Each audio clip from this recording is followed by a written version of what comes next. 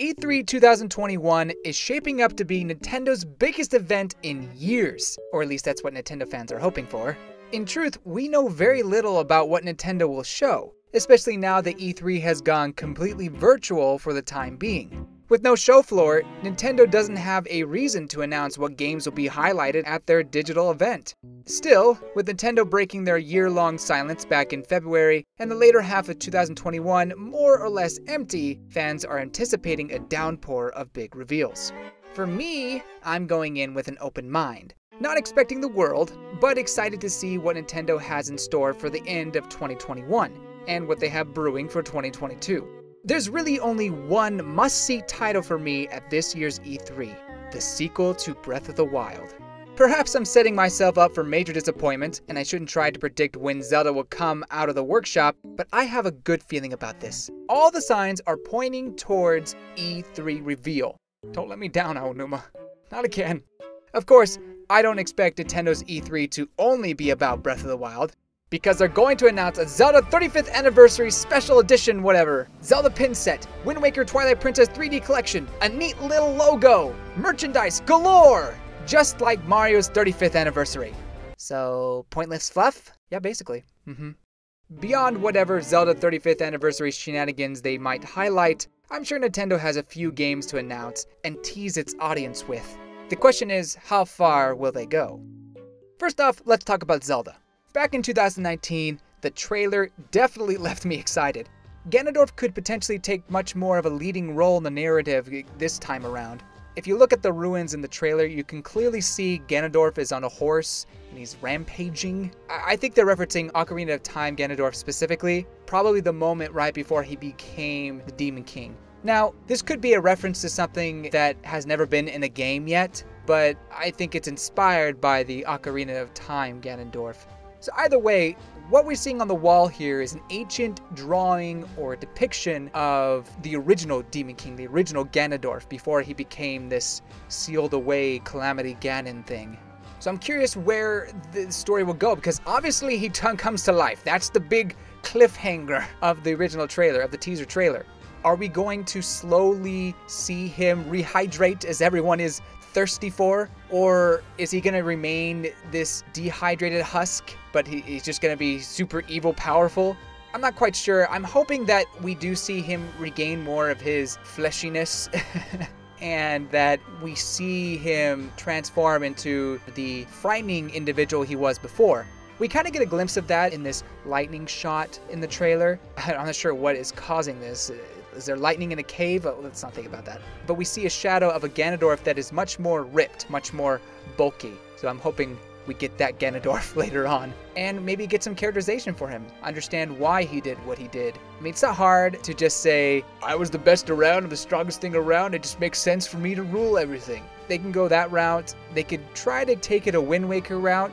Maybe his people were being controlled by some sort of race, whether it be Hyrulean or Zonai, as people are hypothesizing, or even Sheikah. I'm not quite sure. Either way, I think we'll get a lot of Ganondorf goodness, or at the very least I'm hoping so. I'm also curious about Link's new power and what it could be. Whatever the power was, it's clearly keeping the Demon King sealed away for centuries. But now this new power seems to choose Link as its new host, or at least it takes over his right hand. Will it replace the Sheikah Slate, or will it work together with the Sheikah Slate? So you still have the slate that has the bombs and the magnesis and all that, but then this hand gives you some other abilities that you'll gain as you conquer dungeons, potentially. Kind of similar to how previous Zelda games have worked. Maybe it'll give you a transformation, like Wolf Link, or you transform into a bird. Oh, that'd be so cool. It would be really cool if this ability gave you the power to transform into other things. It could be a really interesting feature. I'm not sure how it would completely work in the Breath of the Wild engine and how quick you can transform in between things. So we'll see. But again, that's just me hypothesizing. I'm not exactly sure what this power-up will do. My other question is, does Link get this power-up before Ganondorf awakes or after he awakes? Is him getting this glowy arm the catalyst that wakes up Ganondorf? Or does this glowy power choose Link after Ganondorf awakens? I guess we'll find out. It's hard to say right now. I will say though that the hand that is sealing Ganondorf seems to grab Link as he's falling off a cliff somewhere, almost implying that Ganondorf has already moved and gone away. Not entirely sure because it's just a teaser clip, but I'm excited to see how all these events tie in together. As for what I expect to see, I think the trailer at E3 will be similar to the E3 trailer they showed in 2017. Not so much a story-heavy trailer, but a gameplay one. We already know the in and outs of Breath of the Wild's gameplay, although people are still finding new things at almost every month, it feels like. It's amazing. But there are going to be new gameplay elements. Of course, they're going to want to highlight that. Enough to make a sequel, I think. So whatever those new gameplay elements are, that's what this trailer will be about, and it will have a grand scope in some way. Not so much the story, that's what I'm thinking. I think they'll save a story trailer just like they did last time. They'll save the story trailer, or at least a heavy story trailer. I'm sure there'll be a little bit, but at least the heavy story trailer will be saved for closer to release. I mean, isn't that just marketing 101? Okay, you know what? Some people expect a story trailer first off, you know? Some companies go story first and then they show the gameplay. Nintendo's not like that, usually. I think the trailer will focus on new exploration, what I think are dungeons, mechanics, enemies, and whatever power the glowing hand has. Whoa, a new power-up. So what does this do? It makes your hand glow. Oh. Anything else? Nope, that's it. Wow. This is worthless. Hey, they can't all be winners!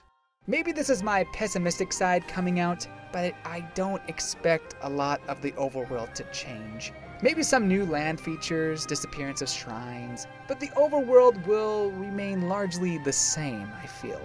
However, we do see Hyrule Castle beginning to rise up from the ground at the end of the teaser trailer. Does this mean some sort of reset of the land in a great earthquake? Seems a little bit drastic, but I mean, hey, that's what you get for accidentally resurrecting the Demon King. So is the castle floating up or rising like a tower? If the latter, I could see the tower becoming a progression, an ability tester, similar to the tower in the Spirit Tracks. Although this would imply there's something up at the top of the castle worth saving. If the castle is floating, however, perhaps this indicates that the sky is now explorable somehow. Could other landmasses appear around Hyrule, prompting Link to explore each new one? Loftwing, anyone? I see the Loftwing amiibo with Skyward Sword Zelda, and I can't help but expect there to be some sort of compatibility with the Breath of the Wild sequel. I mean, it's just screaming for amiibo support. It would be very interesting if, to go along with this open air concept that they started when they first released Breath of the Wild, they changed from not just being restricted to land, but now you can explore the sky. That would be pretty big. I wonder if the Switch can handle that, but hey, I trust Nintendo with their Zelda IP. I think they can do it. Of course, the question to all this is why? Why is the castle floating up? Why do we even care if the castle is floating up? Did Zelda leave her car keys in her room again? I tell you every time! Or is Ganondorf living in the castle without paying rent? The scumbag! A more obvious answer might be that Zelda is kidnapped. Again. I personally don't mind the save the princess trope in Zelda games, since most take different spins on it, but Breath of the Wild Zelda already spent the entirety of the last game locked in the castle.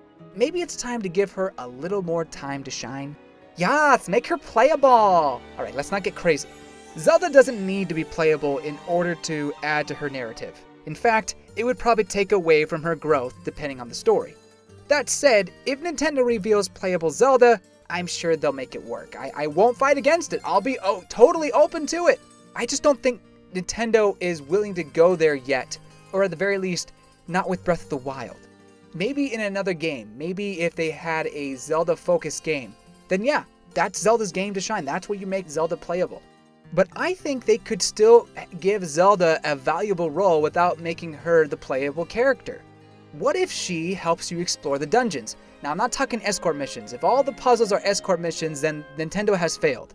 I'm saying, what if she can help the player in some ways, like some sort of AI? Maybe I'm going too far with this, but some sort of AI that assists the player in some capacity. She can fight for herself, doesn't need you to protect her, but she also is trying to figure out puzzles. And when you figure out a part of the puzzle, she says, ah, I got it. And so she does it herself. Wind Waker did an interesting take on the whole escort thing where you would take over someone's mind and control them that way. I'm not expecting that per se, but maybe there is a way you can switch between Zelda and Link in the dungeons. Now, I'm not sure if that's beneficial and why only in dungeons, but I'm just spitballing here. But you want to know what my biggest desire is? Honestly, it's probably something that a lot of people don't care about, but for me, it matters. A living, thriving Castletown. Or just living and thriving towns in general. I know we have the Zora, the Rito, the Gorons, and the Gerudo, but I want to see Hyrule thriving. I want to see Castletown with all its cities and merchants and tourists just living in the moment. As a lifelong Zelda fan, that is my dream. I missed having a big town to explore, with side quests and all the other stuff. I'm not saying like Breath of the Wild is ruined because of that, no I'm not. But I did miss having Castletown or a kind of hub area like that.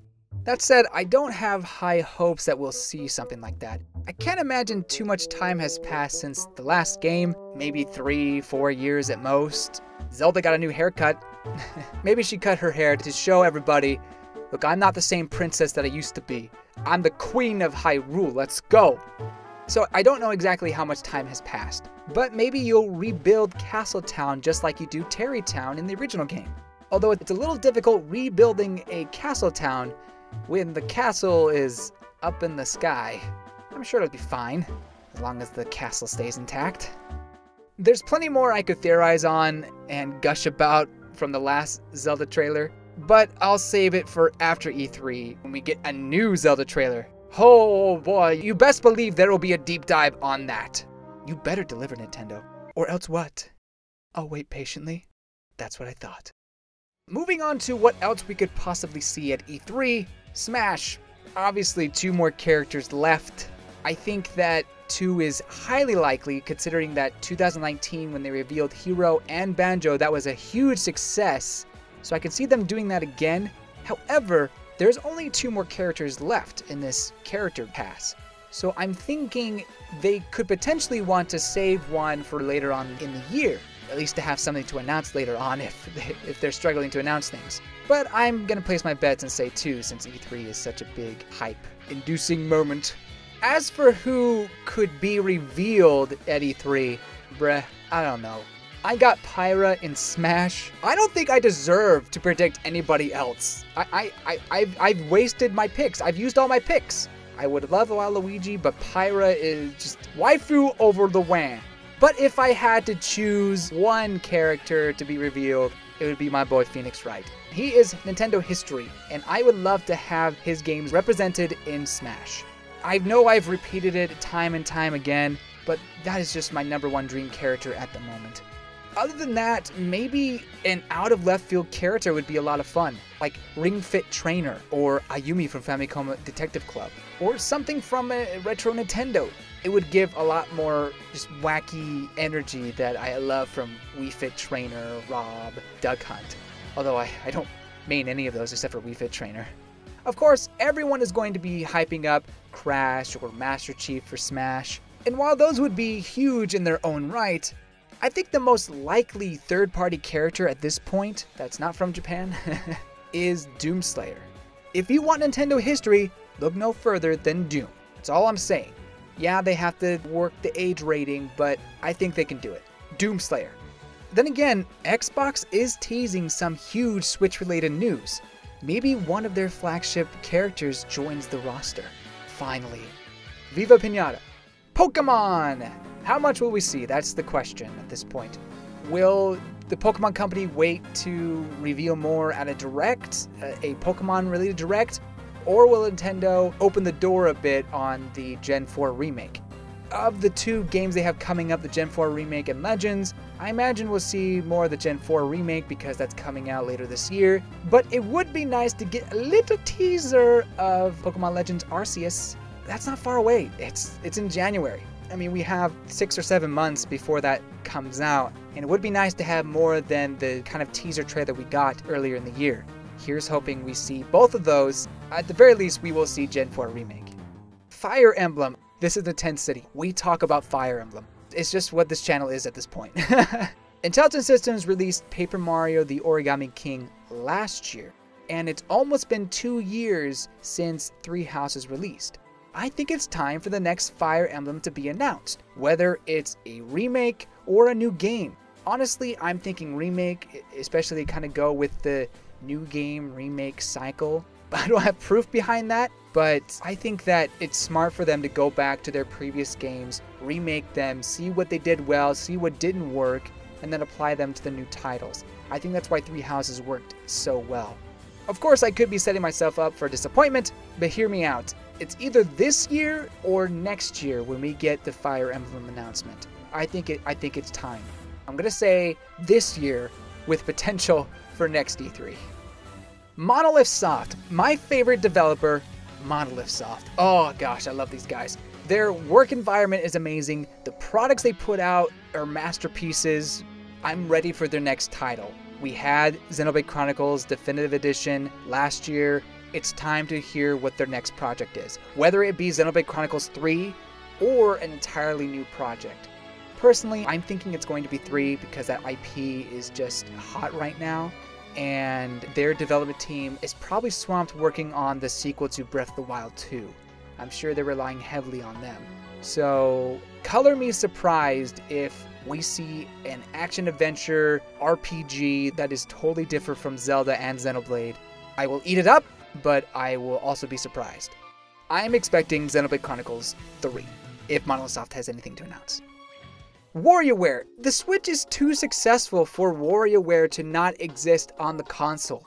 We had WarioWare Smooth Moves on the Wii, and that was my gateway drug to WarioWare, that whole minigame nonsense. Oh, I loved it. My siblings love it. Even my parents loved it. We loved playing WarioWare Smooth Moves. I think the Switch has that family sort of appeal that WarioWare could see a lot of success that it didn't see on Wii U or I'd even argue 3DS. Let's get it on the Switch somehow. There's so many ideas they could use. Same thing with Rhythm Heaven. Come on, guys. I don't expect both to be released, so either WarioWare or Rhythm Heaven. One of those two.